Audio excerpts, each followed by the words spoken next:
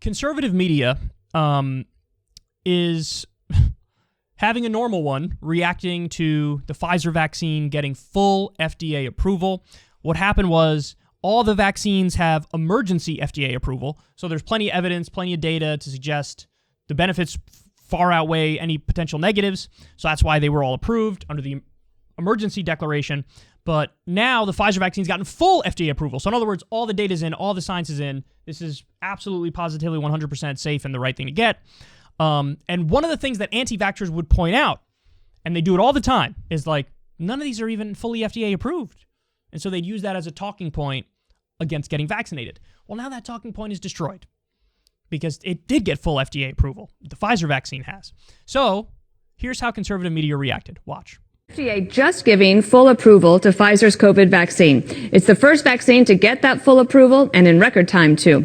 That has critics asking if the process was rushed. Was it? Well, let's bring in Admiral Brett Giroir, former Health and Human Services Assistant Secretary, and of course, he was our testing czar. So tell us a little bit, sir, about what this moment means to get full approval.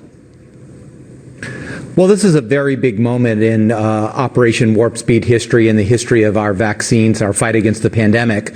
Prior to this, we had emergency use authorization. What that really meant is that the public health benefits outweighed the known and potential harms. What this says today is we know the benefits, we know the harms, and this vaccine is safe and effective, and every confidence can be given to that. Americans should feel very good, even better than they did yesterday, about getting the vaccine. Yeah, what took so long? It's August 24th, 2021, and as you may have heard, the Pfizer COVID vaccine is now fully FDA approved. So that means it's safe now, right? Right. The government is always looking out for our best interests, never trying to use a crisis to gain power, and wouldn't dare approve a vaccine that can cause serious health complications. Except it just did. Look, if I just lost anyone now at questioning the government, good. I don't want low IQ individuals watching this show anyways. Because anyone who hasn't been living under a rock these past 2 years can tell you that big government-loving Democrats are insatiable when it comes to power and are more than willing to risk lives, of course not their own, but certainly yours, if it means having the ability to control your life. This has nothing to do with big government Democrats. Operation Warp Speed happened under Trump. The vaccine got emergency approval under Trump, and now it's just getting final approval because all the processes are done now. To make it partisan, I don't want low IQ individuals watching the show. I'm sorry, but that's probably all you have. I see a low IQ individuals hosting the show, but I digress. I don't want to be too vituperative here. Of course they were going to move the goalposts. Of course they were all going to move the goalposts, and that's what we're seeing. We're witnessing them move the goalposts in real time. None of these vaccines even have full FDA approval. One of them gets full FDA approval. Whatever. Oh, come on. Come on, just be honest about why you're against it and how you're against it. It's so silly. By the way, I don't know if you caught the contradiction in the Fox News clip, but at the very beginning, Dana Perino says, critics are wondering, was it rushed? And then the other host jumps in and says, what took this so long?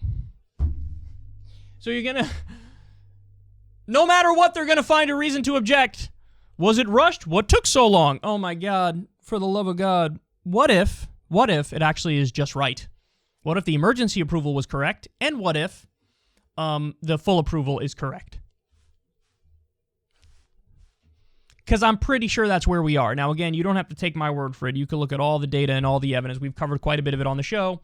But the vaccines are definitely saving lives. It was really great against the original variant of COVID. Against the new variant, it's still overwhelmingly protecting people from hospitalization, death, and severe illness.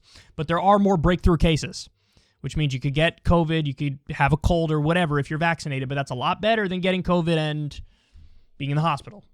So it's sad watching people move the goalposts. At this point, whoever remains, I don't know if there's any changing their mind. I mean, you could try to chip away over time, but it's tough. It's tough. Are we always going to have 20, 30% or something like that are just going to be vaccine hesitant no matter what? I mean, our numbers are getting up there, but we're starting to get to the point where it's like pulling teeth to get anybody else. It's like pulling teeth to get anybody else to do it if they haven't yet at this point. But make no mistake about it, this is a big deal that it got full FDA approval, because what's going to happen now is any sort of institutions in the country, whether businesses or whatever, they will now look at this as more of a green light where they're comfortable doing vaccine mandates to work at the different places. Now, again, I'm not in favor of a full mandate, a national federal mandate, because I think that's far too authoritarian and the government really doing too much and overstepping their bounds. But I'm in favor of what I would call a soft mandate, which is we already have them. So, for example, when you have to go to school, hey, you got to be vaccinated for polio and smallpox and measles and mumps and rubella and all these other things. So just add COVID to that list. You want the kid to go to school, they got to get it. Now, kids is actually a bad example because it's not approved for them yet. I think it will be, but it's not approved for them yet. But I'm in favor of like a soft mandate. So you could not get the vaccine if you want, but it's just going to be a little bit of a pain in the ass because the default is going to be everybody should get the vaccine because they should.